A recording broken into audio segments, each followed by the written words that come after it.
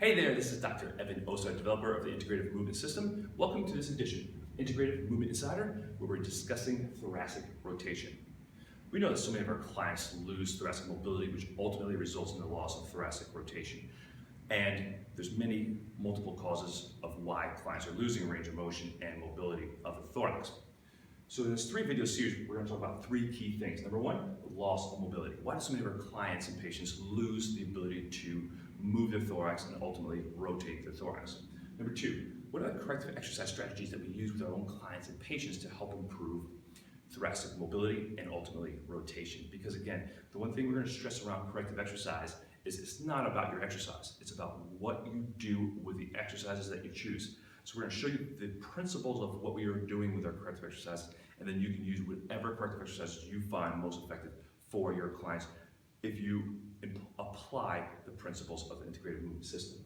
Third, functional movement patterns we use with our clients to improve thoracic rotation.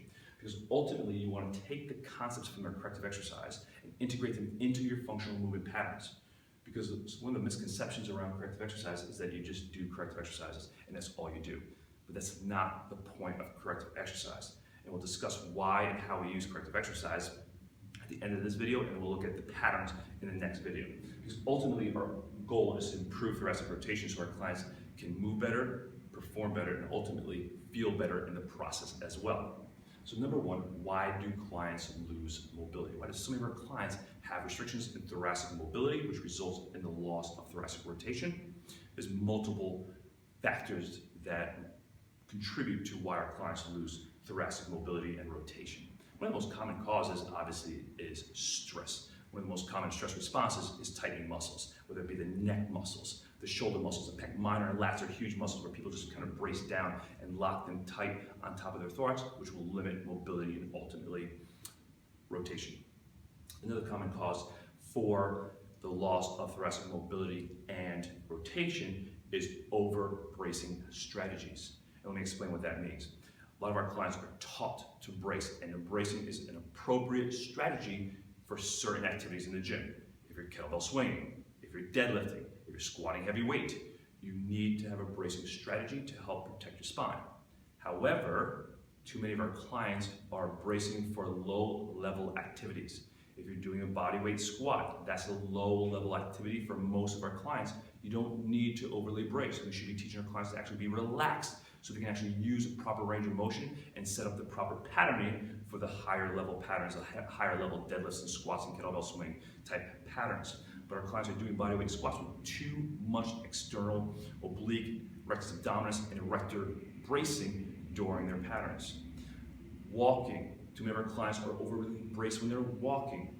So they're starting to use this strategy, this bracing strategy, through too many activities of everyday life. Sitting, too many of our clients are sitting, and that's why they get chronically tight, is because they're not letting these muscles go, so they'll start to feel that back tension because they're not letting the erectors go in the seated position. Now, the important thing for these individuals is to teach them how to relax these muscles in between their sets and in between their workouts, so they're not walking around braced up all the time.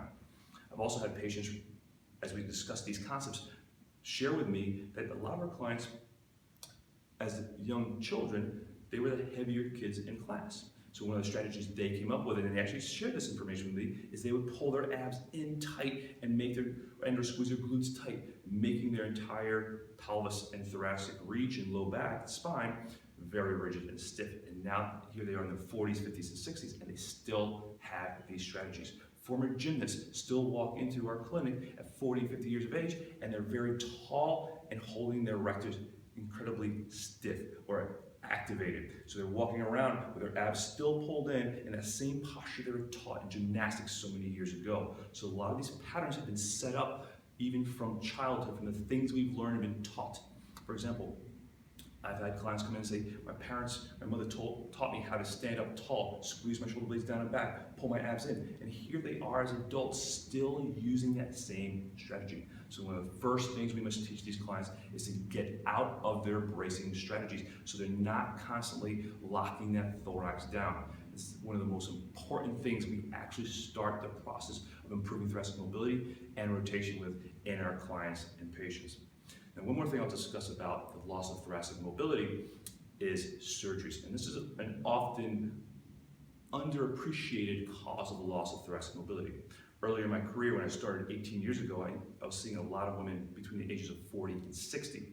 And a lot of these women, either small women or women that did yoga and not heavy exercise, would come in with very rigid and stiff thoraxes. And commonly the complaint was, I have mid-back discomfort, low back discomfort. I always feel tight. I always feel like I need to stretch. And it didn't make sense to me at the time. However, I started to consider the history because we take very thorough histories with every single client and patient that comes into our office. And so many of these women have had C-sections, hysterectomies, they've had pelvic floor surgeries, they've had low back surgeries. And one of the things we started to recognize is that these women had created these reflexive patterns, contraction patterns around their thorax, with their abdominal wall, their pelvic floor, their low back muscles, their thoracic erectors, to create stability because of the muscle imbalances, weaknesses, and compensations after the surgery. So a lot of our clients have had surgery that has impacted how they use their muscles and ultimately impacted how they've reflexively contracted these muscles, and sometimes consciously, because I've had patients and clients tell me also that they remember having this feeling like I can't feel my abdominal wall properly, or my abs just feel too loose, or I just had this low back pain, so I started to pull my abs in and I felt better. However, here they are again, 10, 20, 30 years later of these gripping and bracing patterns because of the surgical ramifications. One more thing is we've also had clients that had excessive scar tissue. In fact, we have multiple clients that have come in that have had C-sections, and then they have had strangulation of their intestines following the scar tissue from the C-section and strangling their intestines. So even though not every client has that degree of scar tissue, a lot of the fascial research and from the surgeons that are actually doing the research now around the formation of adhesions and scar tissue have shown scar tissue formation in even minimally invasive surgeries, like those laparoscopic surgeries that you only see 3 holes on the surface. They've shown that inside the body, there's scar tissue and adhesions forming. And we've had many clients come in here discussing how they've had to have scar tissue removed because of abdominal C-section type surgeries.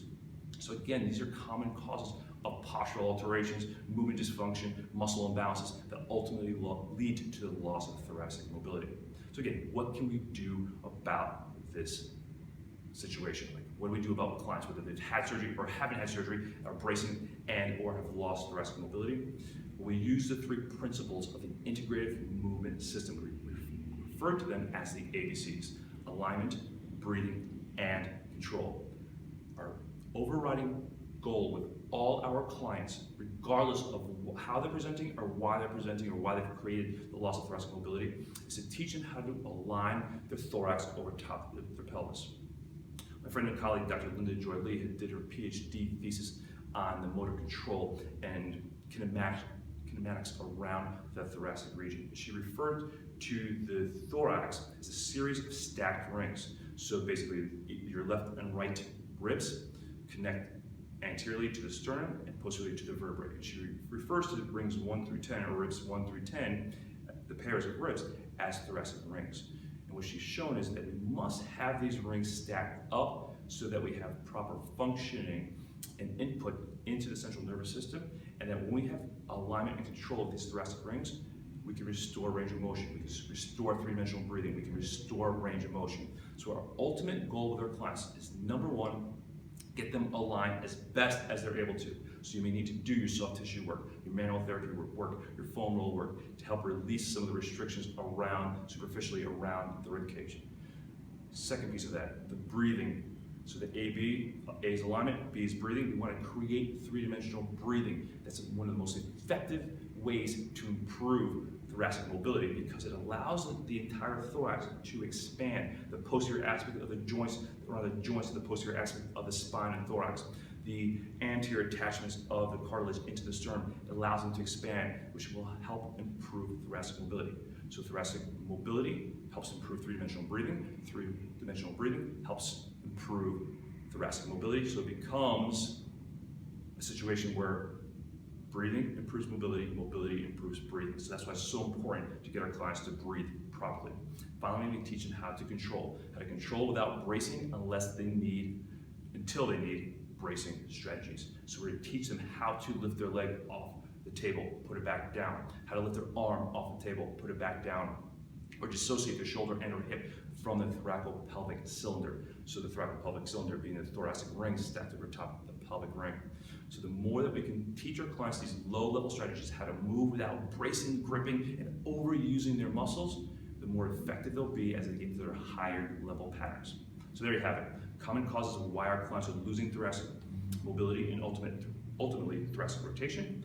We use the principles of the integrative movement system, the ABCs, alignment, breathing, and control. And we'll show you in the next video how we use these concepts in our corrective exercise patterns. So this is Dr. Evan Osar with Integrative Movement Insider. Hope you enjoyed this video. If you liked it, share it with your colleagues. In the next video, we'll talk about the corrective exercises we use to introduce alignment, breathing, and control, and help your clients improve thoracic mobility and ultimately rotation. Take care.